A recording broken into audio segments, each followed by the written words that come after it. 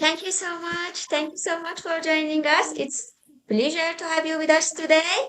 Yeah, your research on galaxy formation, dark matter, and computational astrophysics has helped us better understand the universe.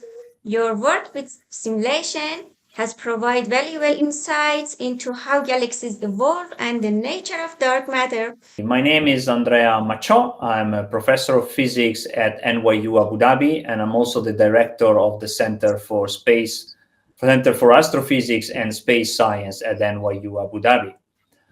I always been an academic, meaning that my joke is usually that I entered university in 1993 and I'm still inside. Right now, it's more than 30 years I am trapped at the university. About astrophysics, what happened is that at the age of 15, I was gifted a book, which was a brief history of time, which is at that time was a very famous book just released by Stephen Hawking. And I remember I was fascinated by that book, especially because I couldn't understand anything. I remember I read it, and I think maybe I got 30% of it. And then I thought, oh, this is very fascinating. I'd like to understand more. And I thought maybe one day I will work on this kind of topics. And then I ended up doing it. My main field of research is about the mysterious dark matter. Now, I assume our listeners will not know what dark matter is. So dark matter is the sort of glue that keeps galaxies together. Dark matter was first proposed about 60 years ago, and maybe even earlier. And despite it's been around for such a long time, we still don't know what it is. And so my research is all focused on trying to understand what dark matter is, which kind of properties it has, and how can we try to understand its nature.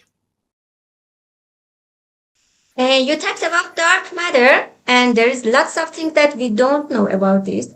But what do we know about dark matters? So for dark matter, we know a few things that dark matter is not.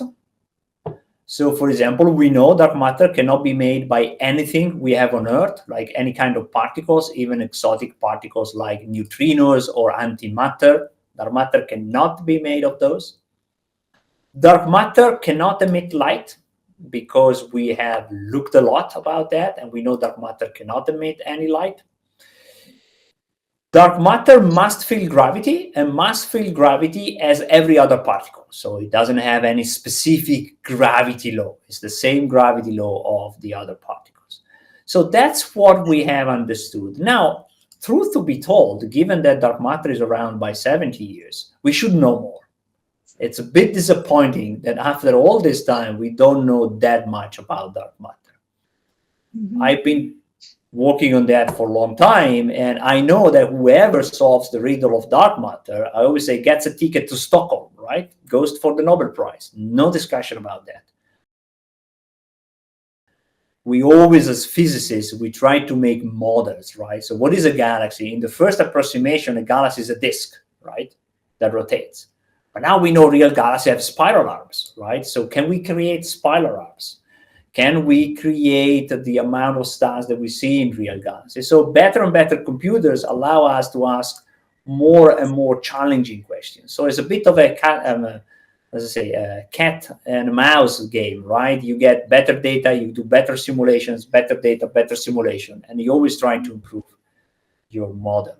So that's why I think simulations are the only tool that we have to test our theories. And that's why there are several groups in the world that do that. My group is at the forefront of this kind of research. And that's why we think that computer simulation are key. And thanks to the advancement of GPUs, better computers, we can keep pushing the limit towards the next frontier. So the first project we worked was called MAGIC.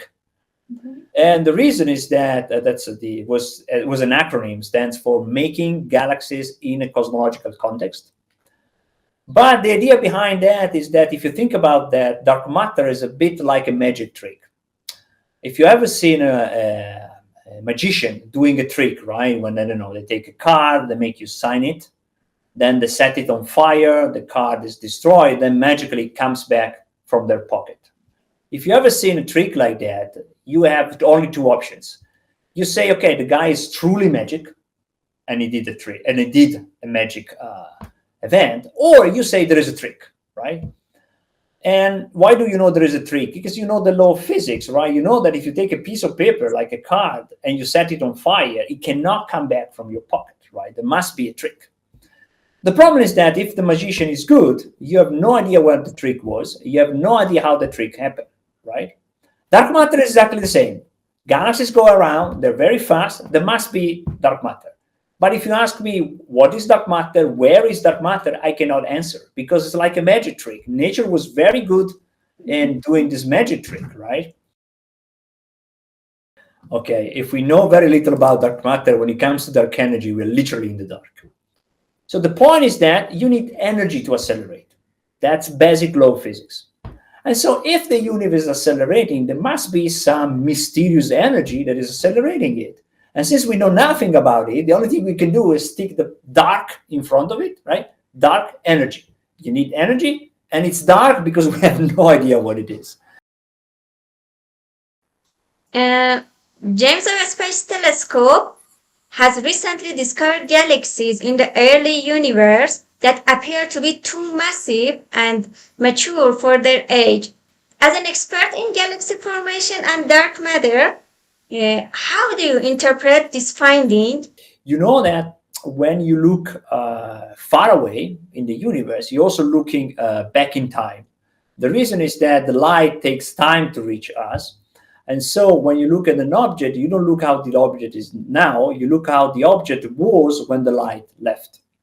So that's why, maybe as I was mentioning before, our new project of simulations called Hello, it's exactly trying to simulate those galaxies at very high ratio. So can we get those kind of galaxies? Now, some things we can get, some others are very hard.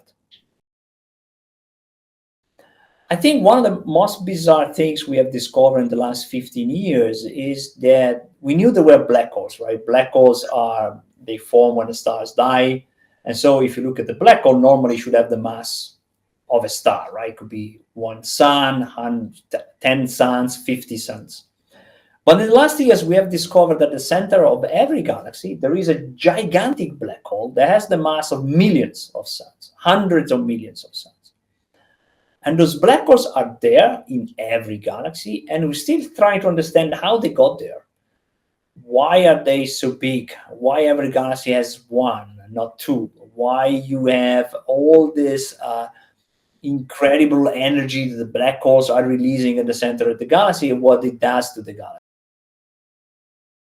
I like to transfer knowledge. I like to sparkle curiosity, and I like to give people the understanding that there's a lot to be discovered, there's a lot to be found, and there is a lot in the universe we don't understand. That's something I'm really passionate about, and I like to give to people. And I like to explain things in simple ways. Yeah, I think you should be curious. If you're a curious person, physics and then astrophysics, it's definitely your thing.